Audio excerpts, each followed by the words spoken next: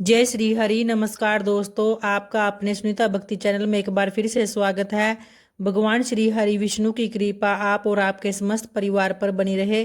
दोस्तों, जो साल में 24 एकादशी आती हैं, बहुत ही महत्वपूर्ण व फलदायी ये सभी एकादशी होती हैं, जिसमें भक्त व्रत धारण कर श्री विष्णु भगवान व माँ लक्ष्मी की पूजा पूरे विधि विधान से करते हैं। तथा उन्हीं में से पापाकुंसा एकादशी है, जिसमें भगवान विष्णु जी की पूजा और व्रत रखने से साधक को हर पीड़ा कष्ट पापों से मुक्ति मिलती है। यह एकादशी जो आश्विन मास के शुक्ल पक्ष में आती है, जिसे पापाकुंसा एकादशी कहा जाता है।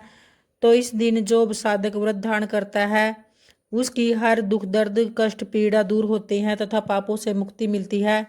तो आइए जानते हैं दोस्तों, पापाकुंसा एकादशी कब है, व्रत हमें कब धारण करना है, ब्रह्म मुहूर्त क्या रहेगा तथा व्रत का पारण कब करें, द्वादशी तिथि कब है। तो देखिए दोस्तों, आश्विन मास के शुक्ल पक्ष की पापाकुंसा एकादशी प्रारंभ हो रही है 2 अक्टूबर 2025 शाम को 7:10 पर तथा पापाकुंसा एकादशी का समापन हो रहा है अगले दिन यानी 3 अक्टूबर 2025 शाम को 6:32 पर।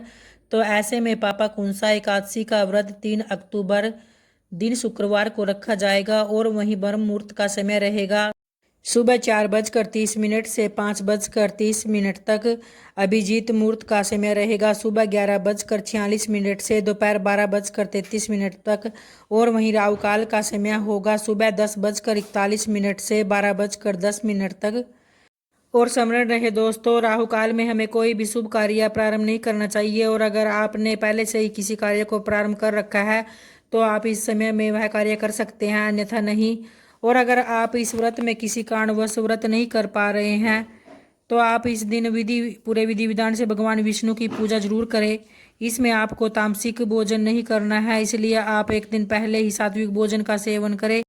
और ध्यान रहे, इस दिन आपको चावल का सेवन बिल्कुल भी नहीं करना है।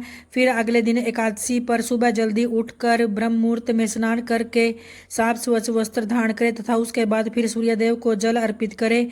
फिर अपने घर मंदिर की साफ सफाई करके उस पे गंगा जल का छिड़काव करके शुद्ध कर ले और थोड़ा गंगा जल अपने ऊपर भी डालें। और फिर आपको भगवान विष्णु की प्रतिमा को पंचामृत से स्नान कराकर चौकी पर विराजित करना है। फिर उसके बाद आपको चौकी पर कलश धूप दीप अक्षत पुष्प फल मिठाई चंदन रोली आदि सामग्री भगवान विष्णु को अर्पित करने हैं तथा भगवान विष्णु को चंदन का तिलक लगाए और स्वयं भी लगाए।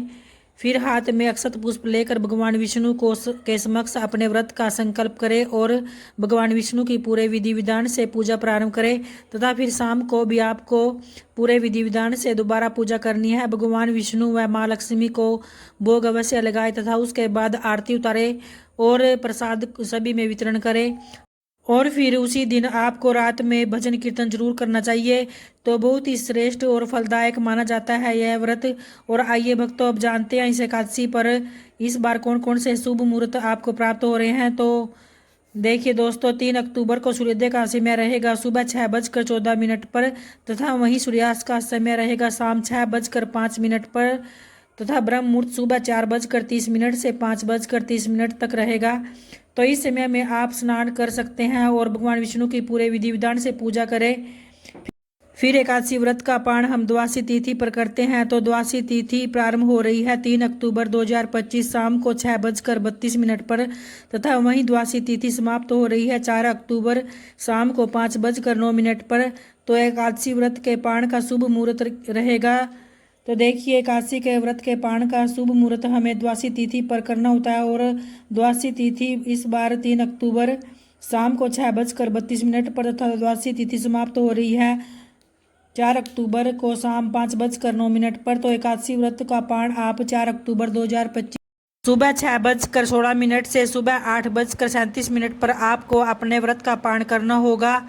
तो आश्विन मास के शुक्ल पक्ष की एकादशी का व्रत हमें 3 अक्टूबर को रखना है तथा व्रत का पारण आप 4 अक्टूबर को करेंगे। तो उम्मीद करती हूँ दोस्तों, आपको वीडियो की विशेष जानकारी जरूर पसंद आई होगी। अगर आई है तो वीडियो को लाइक व सब्सक्राइब जरूर करें ताकि आगे भी इस तरह की वीडियो मैं आप लोगों के लिए लेकर आती रहूँ। धन्यवाद दोस्तों। जय श्री हरि।